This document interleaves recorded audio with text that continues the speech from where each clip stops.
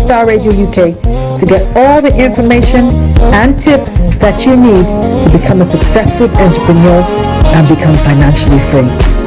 Remember, don't let life dictate to you. Rather, put your signature on life. Get ready for this.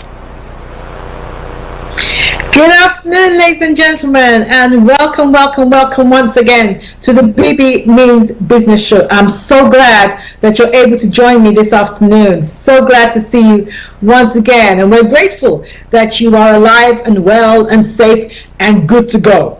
For those of you who have never been on this show, and I don't know why you wouldn't be, this is the Bebe Means Business Show, and this is the show where we get to talk about anything and everything to do with business, entrepreneurship, wealth creation, and the like, with the aim of helping you do very well in business, but ultimately to become financially free. So if you're joining us for the very first time, I want to say welcome.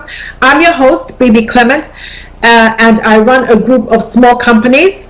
I'm also the author of the book that you can see at the bottom of your screen, Bebe, the employee, how to go from employee to entrepreneur, which you can purchase either from my website at bbclement.com or from Amazon. Either way, you can purchase it there. But I've sold over 5,000 copies of the book, and it's becoming ever more relevant. I was watching just before I came on the show. I was looking at something on social media that Tesco is going to axe about 317 things in their shop, the deli center, the vegetable center, that kind of thing. All that is going, the fishmongers and all that is going in many of their shops. Hundreds are going to lose their job. So this is definitely a time, if you've ever thought of if you've ever had a dream of opening your own business or developing different income streams, now is the time. You either jump or you're pushed. Those are the two options right now. You either jump or you're pushed, but you definitely cannot afford to be dependent on a single source of income. Okay, so last week was a repeat show due to circumstances beyond our control. We were not able to do a live show last week, but it was great because last week we talked about how to build a personal brand. So that was how to build a personal brand part 1, and today I'm going to do part 2. But before I do that, I just want to very quickly recap on what I did the week before, which was talking about important business trends. That was part 2 of that series. Important business trends for 2022 that you need to be aware of and you need to be taking into cognizance in relation to your business. So I'm just going to give you a microwave version, just going to touch on some of the things that I spoke about that are really important.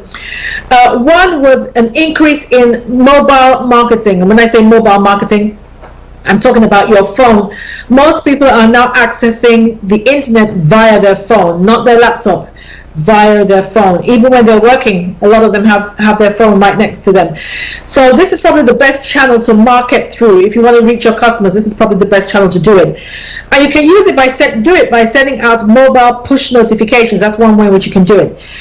You know what those push notifications are? When you're on your phone, and then suddenly there's a drop down from your browser, there's all kinds of information dropping down from your browser, and that distracts you even further. So you're distracted by the phone already, so perhaps you're already in WhatsApp or something, and then you get one of those, and then it tells you to go somewhere else when you finish. So yes, they're quite pesky and quite annoying, but they're very effective for marketing. So you could do those. Of course, you can also have an app in which you can connect with your clients.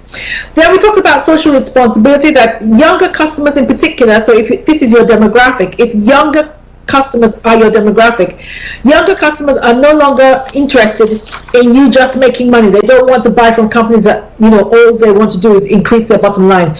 They want to see some social responsibility. They want to see you giving back. So if your company doesn't have any social responsibility as of yet, this is a good time to get into something. Look for a cause that you're passionate about and get involved in that. You can even do something like become greener by cutting down on your packaging or something like that. Also, we talked about that employees are looking for more. COVID has made people re-examine their life, totally re-examine their life, some for better and some for worse. But now employees in particular are asking more human questions. It's no longer about, what's the financial package of the job.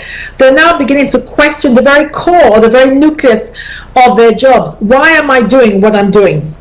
Or what contribution is it? I mean, who is benefiting from me doing what I'm doing on a daily basis?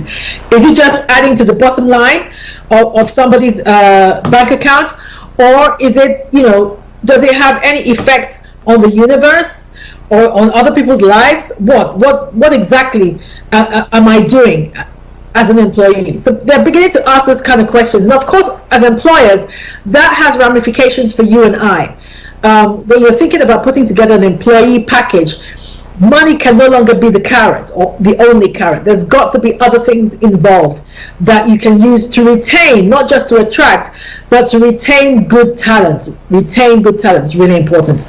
Okay, all right, so that's all I'm going to say about that. And now I'm going to go back to how to build a personal brand, part 2. Now, I must say there will be some overlap with what I was speaking about last week, but that's fine.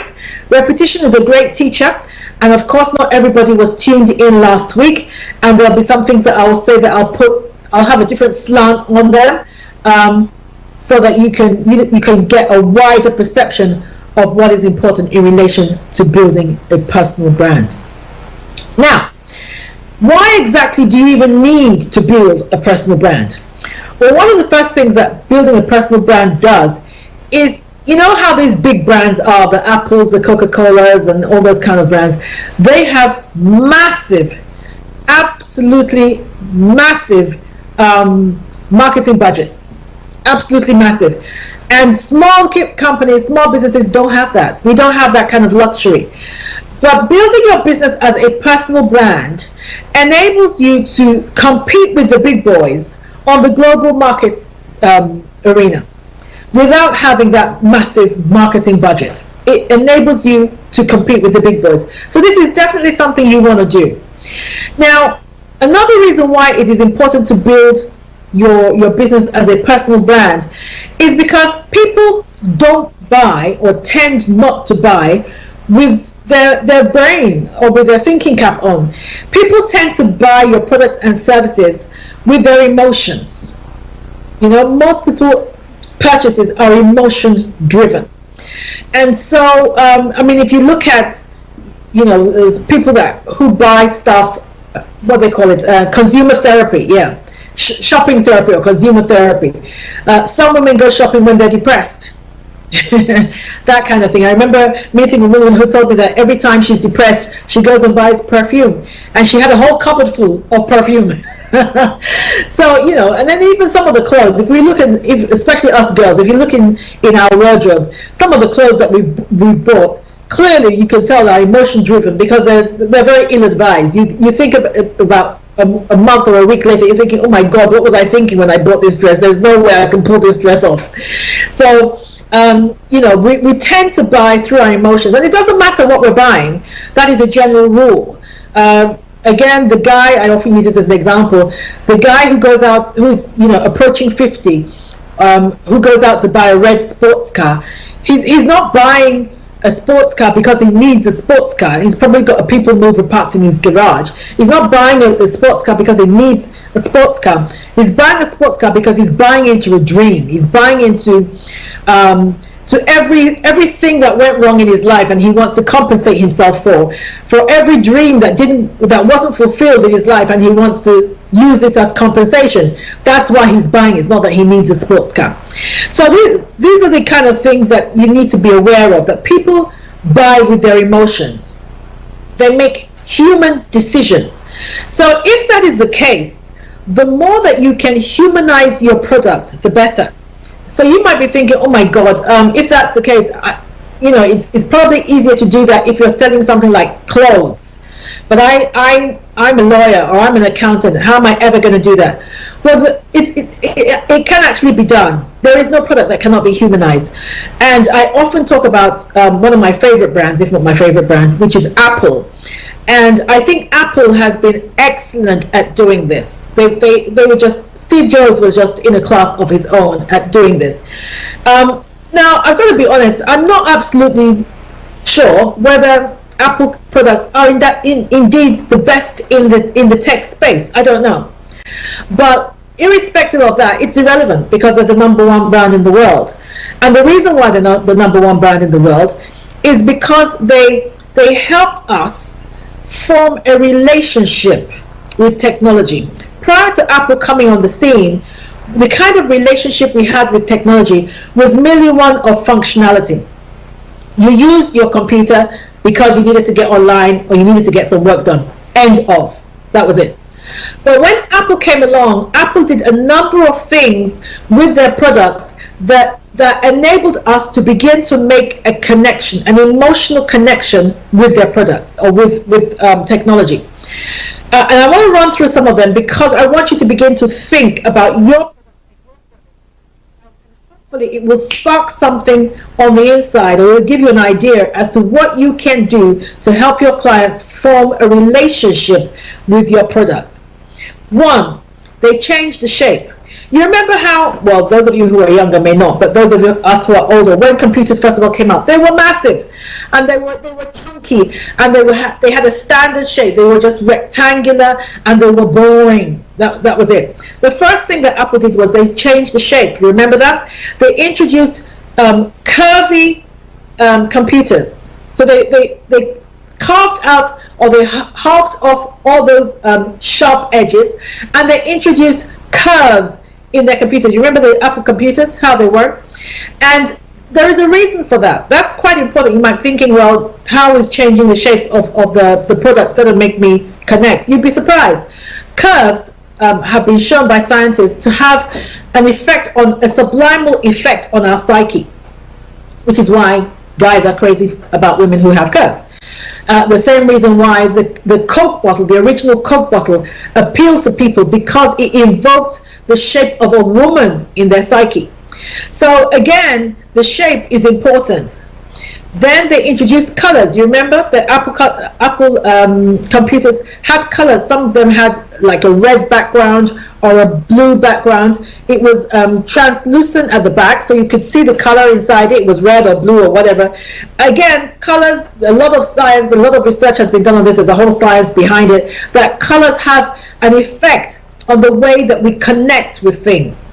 They have an effect. So if you're a guy, there's certain colors that connect with guys. For instance, you can see that the colors in the background of this program are sharp blue, quite deep blue, deep black. And there's a reason behind that. There's a reason behind that because when we look at the stats of this program, we discover that this program appeals mostly to men.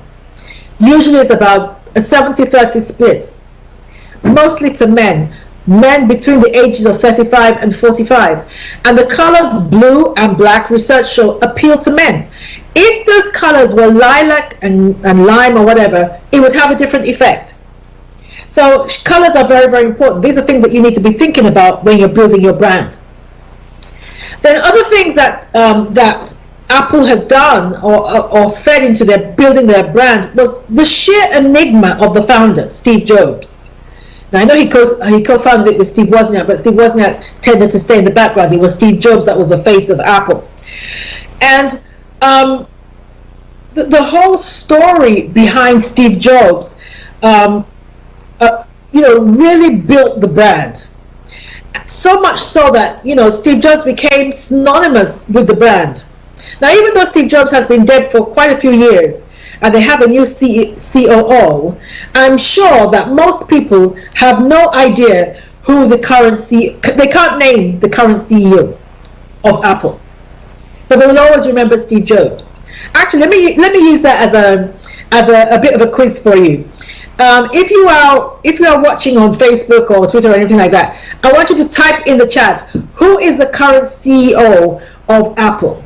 Who is the current CEO of Apple? Because most people don't know who he is. When we come back after the break, I will tell you who it is, and I'll see, and we'll give something away. We'll give a prize away. Then his whole journey became part of the brand. You know how he founded the company, and then he was sacked by his own company, and then he went over to Pixar, made a huge success of Pixar, was rehired by his company. All that journey became a part of the brand. It was a personal brand. Then the unveiling of new products, the way they used to go about it, how Steve Jobs used to go about the hype of unveiling a new brand and a new product, and all the things that he used to do surrounding that, all went to building the brand. Now, on a personal level, you can do the same. You can do the same. Make people have an emotional connection or a human connection with you. And if they're able to do that, that will push your brand, because you become synonymous with the brand in their mind. You become synonymous with the brand in their mind. Now, Bebe Clement is a brand, and it's the brand relates mostly to speaking and training. That's mostly what it does. Now, if I were to drop dead tomorrow, hopefully I won't, but if I were to drop dead tomorrow and the business was sold to somebody else, people will always remember me as the brand, because they've made a connection with me through the different channels with which I communicate with people, whether it is seminar, webinar, whether it is a radio station, whether I'm preaching, whatever it is I'm doing. They have made a human connection with me, an emotional connection with me, and that pushes the brand. So if somebody comes along tomorrow, somebody inherits the company and starts promoting something that I don't really believe in, that will affect the brand. It will affect the brand, because most people who've made a connection with me know what I stand for. They know what I stand for, and as a result, they are buying into me and what I stand for, and that is promoting the brand. I have become synonymous with the brand of Bebe Clement. Okay, I think we'll take a short break here, and when we come back, I want to talk about the two very, very important things that you need in order to build a personal brand. Don't go away. Hi everyone, it's your girl Bebe Clement, the author of How to Go From Employee to Entrepreneur, and the host of your weekly business show, Bebe Means Business, the show where we discuss everything you ever wanted to know about business but you were afraid to ask. How do I start my business? How do I raise the finance? How do I grow my business? Where am I going to find my customers? Join me every Tuesday at 1:30 p.m. on Star Radio UK to get all the information and tips that you need to become a successful entrepreneur and become financially free. Remember, don't let life dictate to you. Rather, put your signature on life. Get ready for this. Welcome back, ladies and gentlemen. Thank you very much for joining us. Once again, this is the Bebe Means Business Show, and I'm your host, Bebe Clement. And today I'm talking about how to build a personal brand. How to build a personal brand. You listened to part 1 last week, and this is part 2. During the break, you would have seen that flyer about Black Businesses Networking Breakfast. Just to say that Black Businesses UK is a networking organization for Black business owners within the UK and beyond, but mainly within the UK. It has over 7,000 members, and if you are a Black business owner, particularly within the UK, I would encourage you to join it. It is free, currently free. That might change in the future. Currently free to join. So if you go to Facebook and look for Black Businesses UK, you will find us on there. I'm the president and the founder of that organization. And very soon, I think it's on the 26th, we have a networking breakfast coming up that will be held in Woolwich. So can I ask that you check it out? And if you are looking for a place to network, and of course, you should be networking. If you're in business, you've got to network. People are not going to come to your bedroom. Thank you very much, Archie. So yes, on the 23rd on the 26th of February, 9 till 12 noon, you are able to come and network. Have a really nice scrummy breakfast and network with potential clients, make new connections, market yourself. And if you've been off the scene for quite a while because of COVID, this is an opportunity to get back in the saddle and begin to network, because we need to do that no matter what. Online marketing is not the same as in-person marketing. It's not the same at all. Okay. All right, so back to the show, how to build your personal brand. Now, there are two things that you need to consider when you're building your brand. 1, your image. 2, your reputation. Now, they're not the same. and one feeds into the other. Okay? Now, remember, it's everything to do with building a personal brand is all about perception. It is the perception that people have of you and your business that influences them as to whether they want to engage with your product or not. It is perception, not necessarily truth, but perception. So it is important that the perception that people have of your brand is the right one, is the one that you want them to have, because that perception will breed an opinion, and the opinion they have is what will either turn them on towards your brand or turn them off. Okay, so like I said, it's not necessarily truth, but in this social media crazy world, believe me, perception trumps truth. Sadly, it trumps truth. So you've got to make sure that the vibes that your brand is giving off are the ones that you want it to give off. And so the perception that people are getting is the one that you want. The opinion that they're forming about your business is the one that you want. And one of the best ways to do that is to ensure that your image and your reputation, they match. So it's not just about, I'm not just talking about marketing yourself. I'm not talking about that. Beyond marketing, beyond the way you sell yourself, what I'm talking about really is, I think, can be summed up in the word authenticity. Authenticity. Matching what you are presenting to the world with who you are in your core. Yeah, I think that's the best way to say it. Matching what you are presenting to the world with who you are at your core. Because if you present to the world a particular image, whatever is going on in the inside or behind the scenes, if it doesn't match with what you are presenting, it will sabotage your image and in effect sabotage your brand. So let's say, for example, I don't know if you know this family, but they're now world renowned. If you don't know them, can I encourage you to go and check them out on YouTube? They are, or Facebook, on YouTube. They are an amazing family. Really, I'm one of their biggest fans. Actually, I'm going to do a shout out to them. It's the Cabs family, K-A-B-S, the Cabs family. Hi, Cabs family, if you're watching, I love you, one of your biggest fans.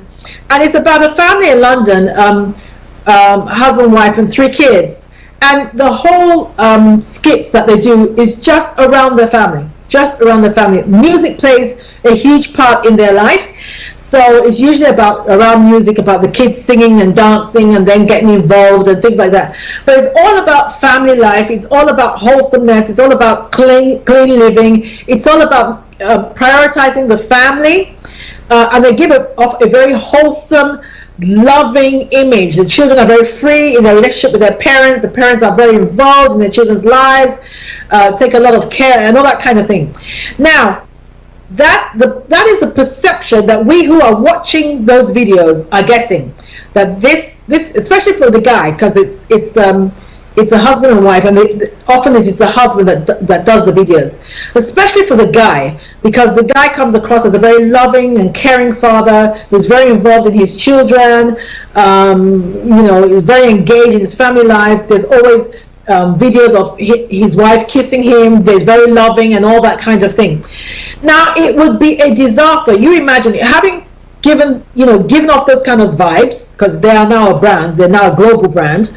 Having given off those kind of vibes and the perception that we, the public, have of them, it would be a disaster if it came to light tomorrow, and I pray it never does, that maybe the guy was having an affair behind the scenes. You can imagine that whole brand would collapse. It would absolutely collapse, because the perception that we are getting and the opinion that we are forming is that this is a guy who prioritizes his family, who doesn't play games, who loves his children, and all that kind of thing. So to discover something that tragic would totally disrupt his brand. So can you see what I mean when I say that it is important that the perception that you are giving people with your brand matches who you are at your core, or who you are behind closed doors. Do not promote something that you do not believe in. Don't do that, because you are a fraud if you do that. That is the antithesis of being authentic. and people will not like that. You will pay dearly for that kind of thing. Even if you are doing something that people who are watching you, your customers, are doing in their own lives. Let me tell you, this social media era, people are very unforgiving, very unforgiving. Even if they're doing it, they don't want you to do it if you have given the impression that you're not, that way inclined. So it's very, very important that who you are behind closed doors, if you're building a personal brand, who you are behind closed doors matches what perception people are getting from you. What you are promoting as your, what you believe in, what you stand for, yes, what you stand for is really what you stand for. Do not give a fake or false image of who you are or what you stand for, because it will destroy your brand. Now, so what kind of things actually feed this perception? What feeds the perception that helps people form an opinion about your brand? One, and I'm going to talk a little bit about Adele, because I think Adele is a good example. One, the way you carry yourself. Now, Adele comes across, I don't know if you've ever watched any of her interviews, but she comes across very vulnerable. Very vulnerable. I don't know if you've seen that or you've picked that up. But of course, in her songs, that comes across very clear. She comes across very vulnerable, very vulnerable in love in particular. She comes across as somebody who is emotionally delicate and susceptible to being hurt, having her heart broken and being hurt. Now, that vulnerability is quite enduring. Not only is it enduring, but as far as we are, particularly women, we relate to that, because there's hardly anybody who hasn't had their heart broken, and though most people try to act like they're strong, the truth is most of us fall apart when our heart is broken. And so her ability or her willingness to wear her heart on her sleeve when it comes to her relationships, when it comes to her emotions, when it comes to her love life, has made her endearing to the public. And that is her brand. That is part of her brand. So when Adele says she's released an album, you don't expect her to be, even before you hear any of her songs, that she's not going to be talking about how she picked up some guy in the club and they were making love in the club, or that she's not about that. You know that it's going to be about pain, it's going to be about heartbreak, it's going to be about that kind of thing. But that's what makes her so great. That's what makes her so great. And like I was saying earlier, that your brand, your personal brand, is about people being able to make a connection, a human connection with you. That is what makes her so great. Whereas millions, some other singers or some other pop stars spend millions on their image, she doesn't do that. She looks nice. Increasingly, I can see she's spending a bit more. She's taking a bit more time on her hair and stuff like that. When you look at Adele now and look at Adele when she first of all started a few years back, there's quite a significant difference. But notwithstanding, she has still kept it simple. When you go and see an Adele, when you go to an Adele concert, you're not going there for the fast dance moves or the choreography. You're going there to be able to connect with her pain. That's basically why people go there. Her amazing songs that help you connect and get in touch with your own pain, basically. So that's what you do. So that's part of it, of her brand. That's part of her personal brand. Another thing about her personal brand is the way she talks. I don't know if you've ever heard her speak, but she has a very strong East London, I think it's an East London accent, very strong one. She says it like, what I mean? Yeah, I thought, what I mean? It's very strong. And that accent alone is part of her personal brand. That accent says, I wasn't born with a silver spoon in my mouth. That accent says, I came up through a rough road. That accent says, it tells you a little bit about her background. I didn't necessarily go to a rich private school, that kind of thing. That accent says, I'm your girl next door. And again, that girl next door persona, whether it's true or not, that girl next door perception that we have also makes her endearing. also helps us connect to her, because you don't, sometimes you see these stars and you think, oh my god, I could never look that pretty, or I could never look that rich, or I could never, that kind of thing. But you don't think that way when you think about Adele. She could literally be the girl next door. And again, that is part of what helps us form an opinion about her and makes her so endearing. So again, the way you talk builds part of your brand. The way you position yourself in the market builds part of your brand. What do I mean about the way you position yourself? So when you look at Adele, like I said, when you go to an Adele concert or you buy her music, you go to a concert to hear her voice and to listen to her songs, as opposed to when you go to a Beyonce concert. As great as Beyonce's music is, you're not necessarily going there just for the music. She has some amazing choreography. I don't know how she does it. I really don't know how that woman moves the way she moves.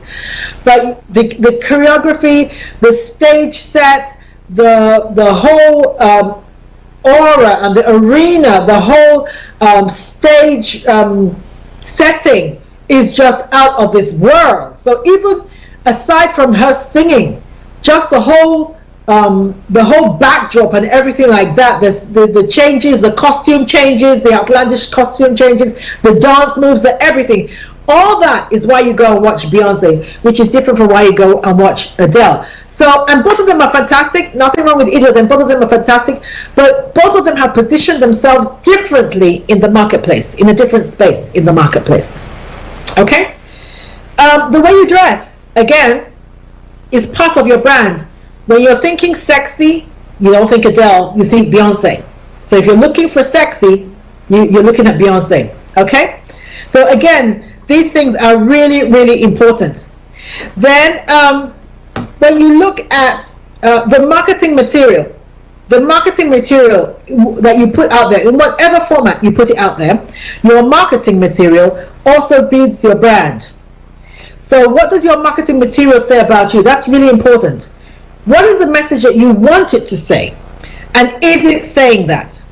Then your online presence, what kind of things you put out there. I put out a lot of motivational videos, one of which we will see in a minute. I put out a lot of motivational videos because I want people to be inspired. I want people to, as I always say, put your signature on life. So if I want them to do that, then I give them tools that enable them to do that. So all that is part of my brand. Even who you associate with. Actually, this is quite an important one. Who you associate with feeds your personal brand, feeds and forms your personal brand. So I'm a speaker. If I take a photograph with Les Brown, that has a huge impact on my brand. A huge impact. Whereas if I take a photograph with, let's say, one of the Kardashians, not that there's anything wrong with the Kardashians, I have utmost respect for what those people have been able to achieve, but it has a totally different effect on my brand. People might question, actually thought she was a bit more serious than that. I don't, that kind of thing. It's completely different. The way the people you associate with and are seen to associate with have an impact on your brand. Okay, we're going to take another quick break, and when we come back, we'll round this up and then we'll get to the book corner.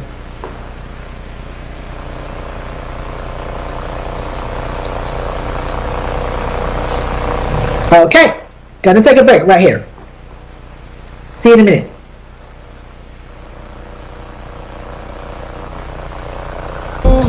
Hi everyone, it's your girl Bebe Clement, the author of How to Go From Employee to Entrepreneur and the host of your weekly business show, Bebe Means Business, the show where we discuss everything you ever wanted to know about business but you were afraid to ask. How do I start my business? How do I raise the finance? How do I grow my business? Where am I going to find my customers? Join me every Tuesday at 1:30 p.m. on Star Radio UK to get all the information and tips that you need to become a successful entrepreneur and become financially free. Remember, don't let life dictate to you. Rather, put your signature on life. Get ready for this.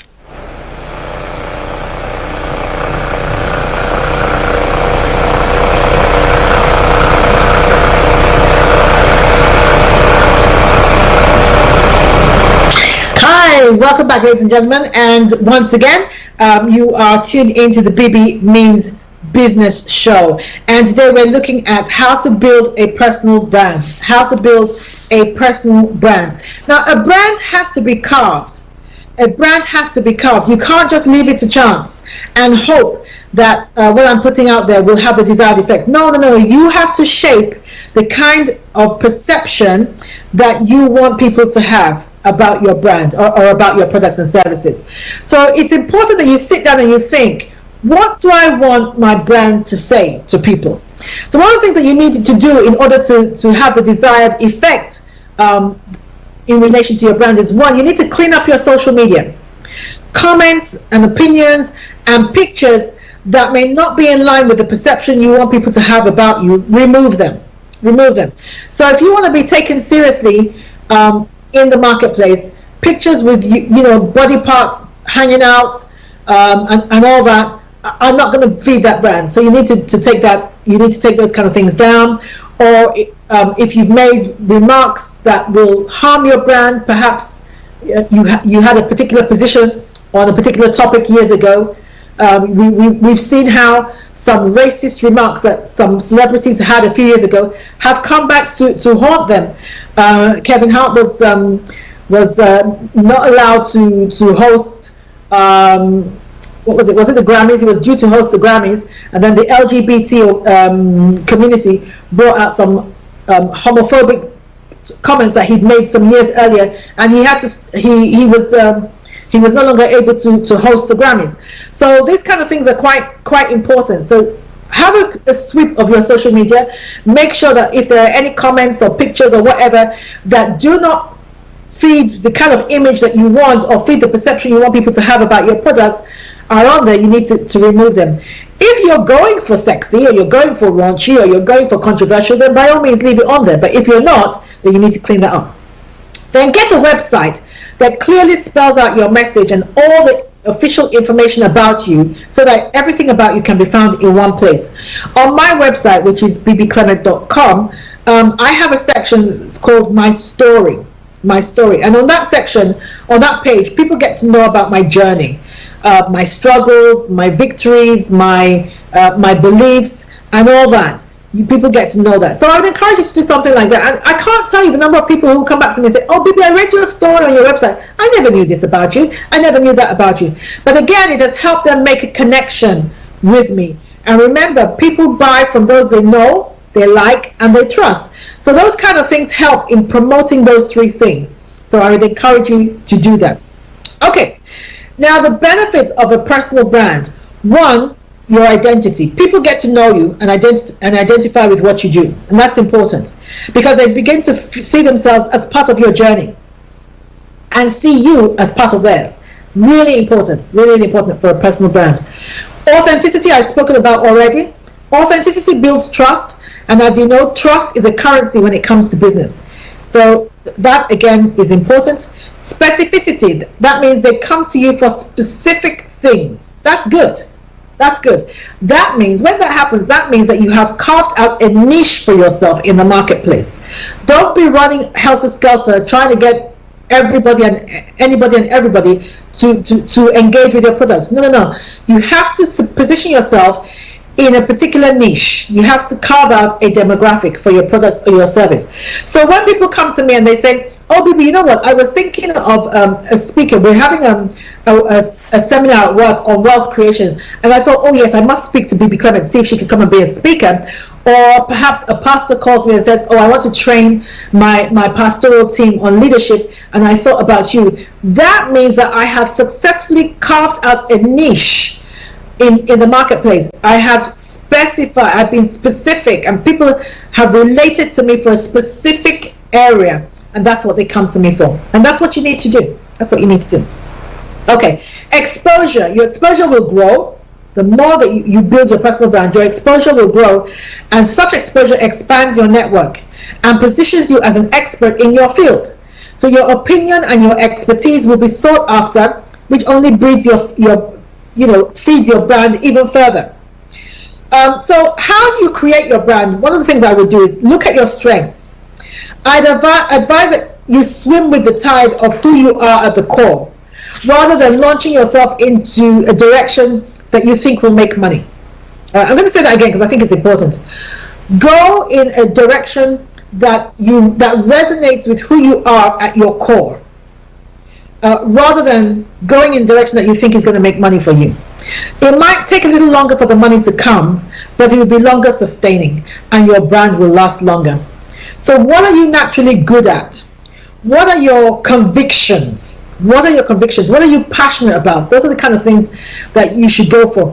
If you don't know how people perceive you, do some research. Look for 10 or 20 people of different ages and backgrounds and ethnicities, and ask them to describe in 2 or 3 words what they get from you. When they see something that you post, or they hear you speak, or they see or they engage with your product or your service, what comes to mind? What are the 2 or 3 words that come to mind?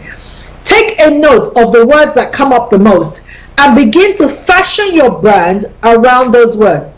For instance, when I first started speaking, I had no intention of being a motivational speaker. When I say motivational speaker, I don't mean the official motivational speaker. I just mean I had no idea that the things that I was saying were motivating people to change their lives. That was not my intention at all. But every time I did research, till this day, the 2 words that always come back are motivational and inspirational. So I began to fashion my brand around that.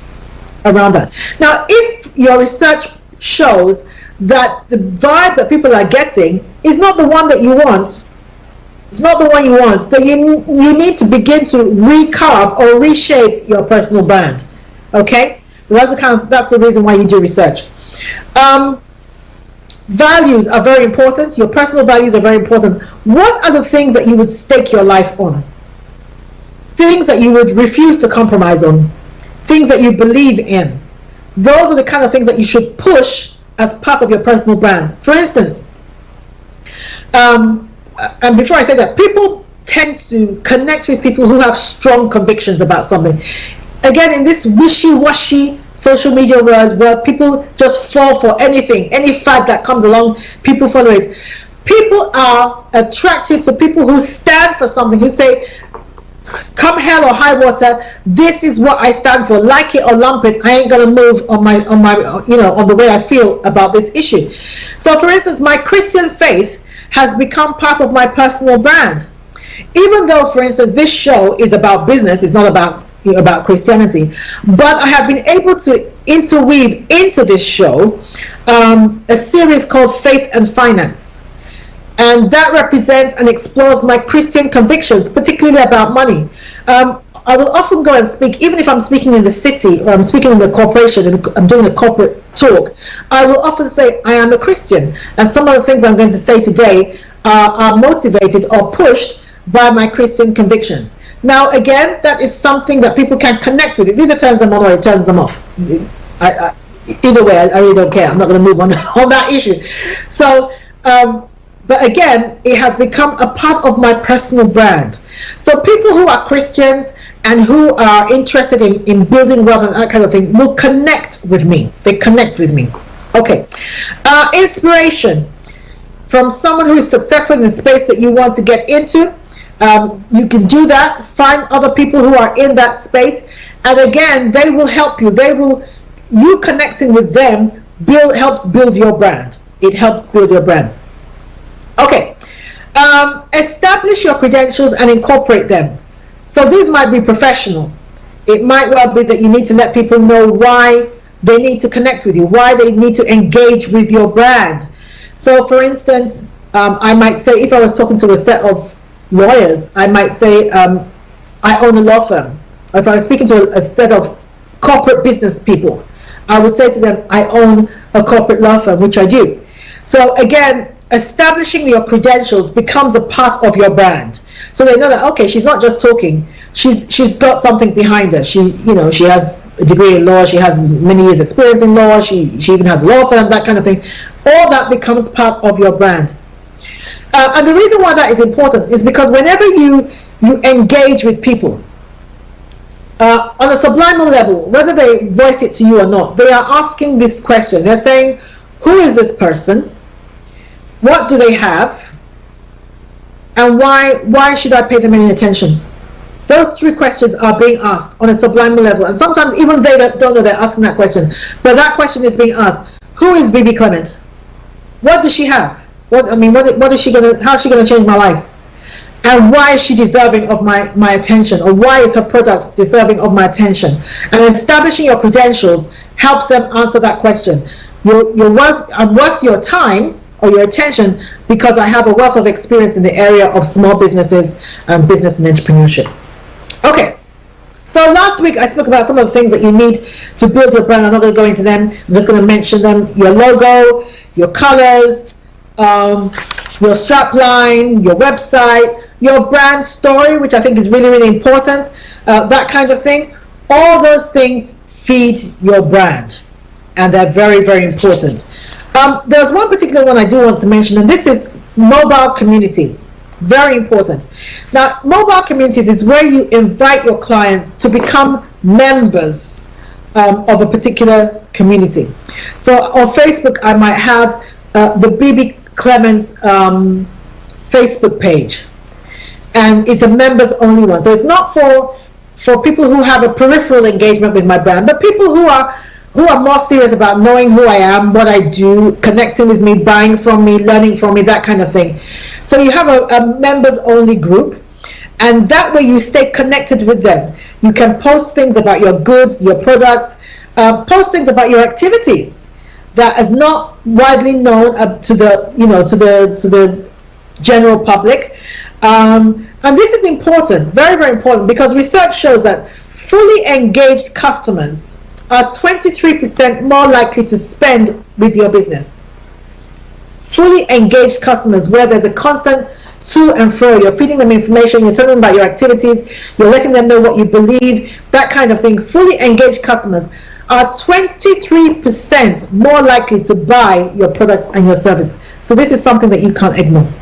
Okay, so just to let you know that we are live, and I want to hear your opinions, and if you have any questions, then please, by all means, particularly if you're watching through Facebook, just put them in the chat and I will have a quick look at them, and hopefully I will mention them before the show is over. And also, if you want to shout out, then by all means, just put something in the chat and I will mention you before the show is over. All right. Okay, I'm going to take another quick break because I want a video to be shown. So I'll take a quick break, and then when we come back, we'll be going to the book corner. For those of you who don't know, the book corner is a recent introduction into our show where we review a book. And currently I'm reviewing George Clayton's book, The Richest Man in Babylon, and I'll be sharing some nuggets from that book. See you in a minute. Bye-bye. Life is not fair, get over it. Life is not fair, get over it. You will have to get over odds that are stacked against you. That's the truth. If you are waiting for everything to come together or to be conducive for you to make a move for your life, you will go to your grave waiting. That's the truth. You are going to have to get over hurdles that, yes, perhaps you shouldn't have to get over. You're going to have doors slammed in your face that, yes, perhaps you shouldn't have slammed in your face. But that is the nature of life. Get to grips with it. Don't let it deter you or drive you off course. Just get up every day with the hope that today you will do better than you did yesterday, and refine your vision as you go along. Don't let life dictate to you. Rather, put your signature on life.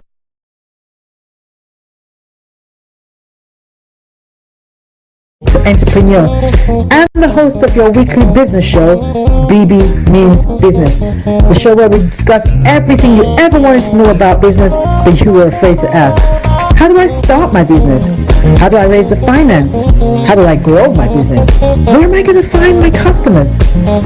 Join me every Tuesday at 1:30 p.m. on Star Radio UK to get all the information and tips that you need to become a successful entrepreneur and become financially free. Remember, don't let life dictate to you. Rather, put your signature on life. Get ready for this. Okay guys, welcome back. I hope that video encourage you to overcome any challenges that you might be having in your business or indeed in life as a whole. Okay, just before we go to the book corner, there are a couple of things I wanted to mention, ways in which you can build your personal brand. Collaborate with others.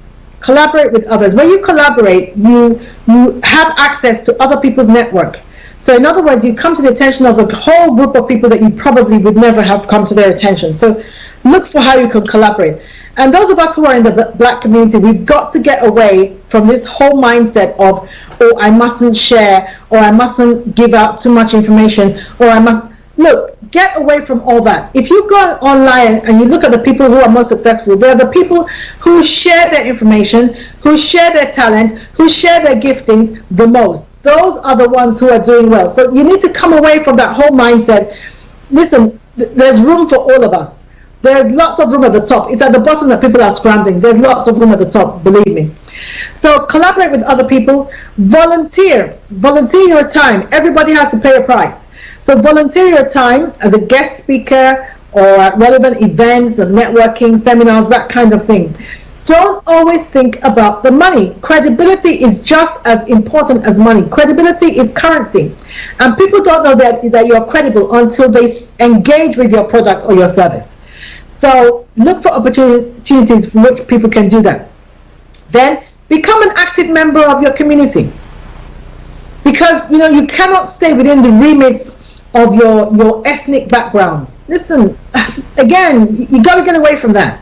You've got to become a member, an active member of your community. I'm involved in local politics. I'm also involved in my church, community events, all kinds of things, business, as you can see, networking, that kind of thing. I'm involved in all of it. Again, that builds your brand. More people get to know who you are, they engage with you, they want you, they connect with you. And as you've had people say, your network is your net worth. It is your net worth. There's no getting around that.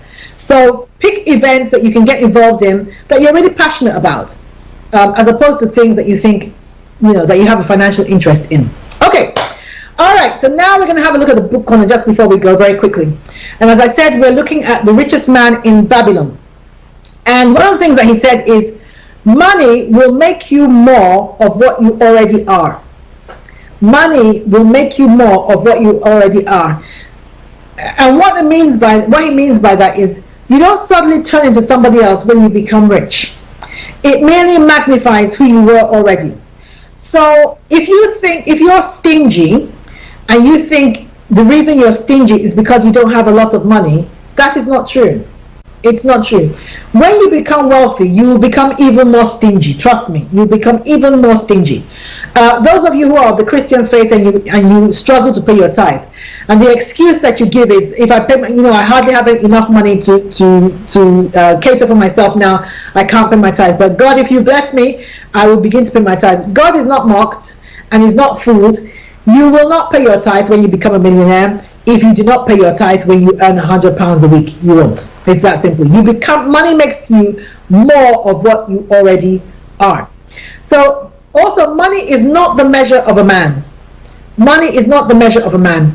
It's his character, and money, like I said, merely magnifies that character for good or for bad. I remember watching the film of Paul Getty. I don't know if you've ever watched that. Paul Getty at one point was, I think, one of the richest men, if not the richest man, one of the richest men in the world, Paul Getty. And one of his grandsons was kidnapped. And he refused to pay the ransom.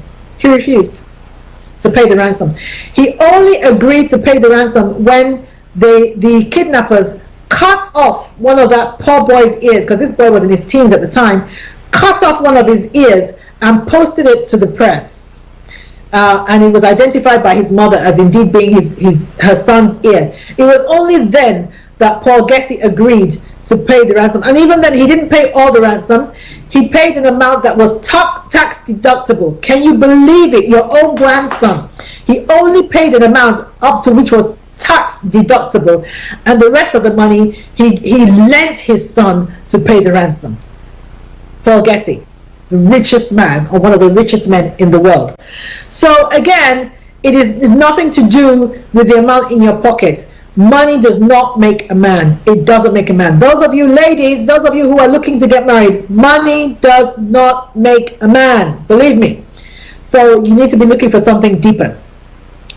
The money you save, he says in the book, money you save must make more money. So imagine if you plant a tree and the tree grows. That's great. But if that tree does not bear fruit, then what is the point? So when you're growing your money tree, that's fantastic. You're growing your money tree by saving, but then that money tree has to bear fruit. Your savings have to bear fruit. So what I would encourage you to do is to start investing anything that you're saving. Let's say you're saving 10% of your income, and you should be saving at least 10% of your income. If you are spending all your income, you are living above your means. And you need to get out your bank statement and look at what you can cut out so that you can find some savings. Because I'm telling you, if you are not able to save, you will not become wealthy. You have to be able to save so that you can invest that saving to make more money. Okay?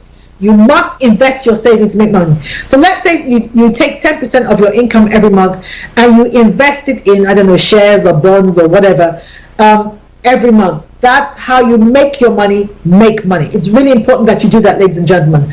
Otherwise, it's just sitting in the bank and it is rotting there. Because I don't know how much interest you get, but I think mine is currently 0.3%. What am I going to do with that when inflation is a lot higher? So you've got to make sure that your money is making money.